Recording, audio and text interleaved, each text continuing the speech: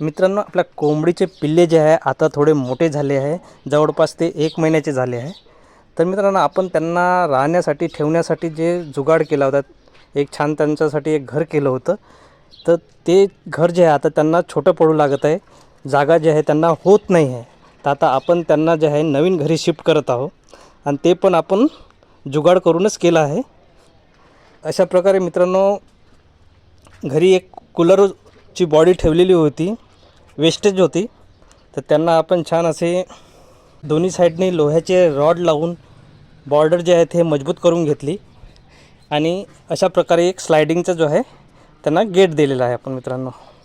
आता त्यांना छान जागा जे आहे ते पुरेशी होते, मोकळे राहते.